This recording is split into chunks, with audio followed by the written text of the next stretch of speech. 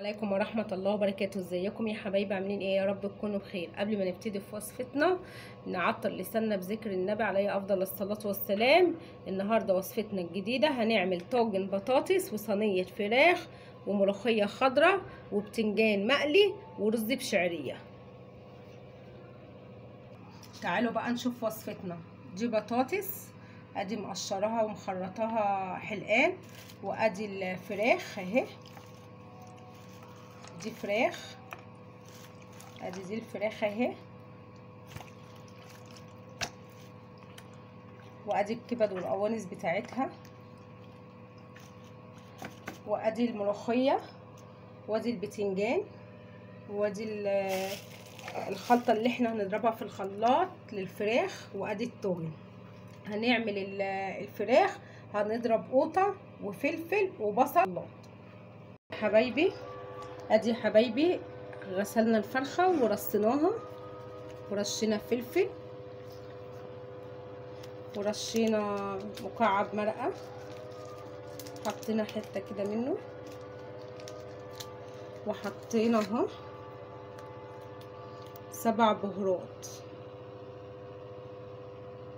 بس. وانا قلت لكم احنا هنضرب قوطه وقرن فلفل اخضر وقرن فلفل بارد وحطيناه.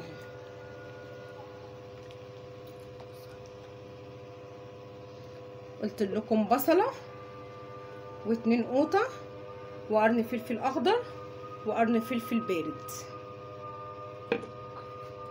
اهو كده.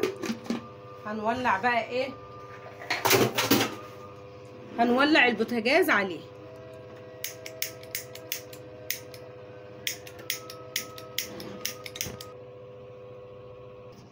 وادي حطينا الملح وهنسيبها بقى كده لغايه ما تستوي. بصوا يا حبايبي، خرطنا البصل اهو قدامكم، حبه ملح، خرطنا اهو البصل والفلفل البارد والفلفل الحامي، وحطينا الملح، وادي ال7 بهارات، وادي حبه كمون، وادي حبه فلفل اسود، وادي حبه كزبره، وادي ندعكهم كده اهو ببعض اهو اهو، دعكناهم كده ببعض اهو اهو. ونجيب البطاطس ونحطها عليهم، وادي البطاطس اهي بنحطها. بسم الله الرحمن الرحيم. اهي البطاطس، واهو ايه نقلبها كده في الايه، في الخلطه بتاعتنا بتاعت البصل والفلفل. بطاطس في قلب الفلفل والبصل اهو، وادي انتوا زي ما شايفين كده بقى ايه دعكناهم، وادي البصل اهو قدامكم، وادي الفلفل قدامكم وكل حاجه. وهنحط بقى عليها الايه، ضربت قطيتين بس اهو بس. سكر عشان الحموضه، حبه زيت اهو، يجي معلقتين كده ايه زيت اهو.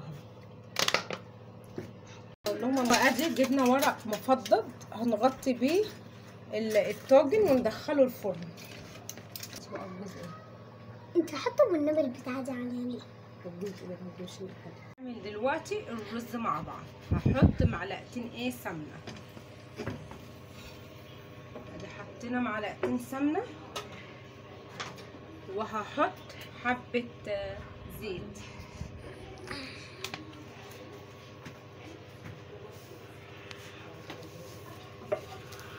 وهنفضي الشعريه بتاعتنا.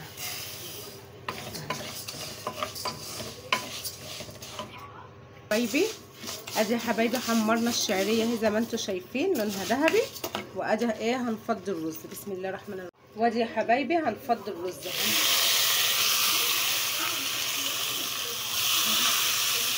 حبايبي. بصي يا حبايبي، بعد ما قلبناه شويه كده هنحط حته مرقه اهو، وهنحط حبه ملح، وبعد كده يبقى نشوف حداقه. وادي هنفض الشوربه بتاعتنا. انا بقى مش حاطه شوربه، انا حاطه ميه عشان انا كده حاطه مرقه بس. بنغطي بس الرز زي كده وخلاص. ادي غسلت البتنجان واحطه في الزيت. بعد ما خلصنا الاكل ادي طاجن البطاطس، صينيه الفراخ، ادي الملوخيه، ادي البتنجان، السلطه، الرز، وعملنا عصير مانجا. اتفضلوا معانا، ما تنسوش اللايك والاشتراك. يلا مع السلامه.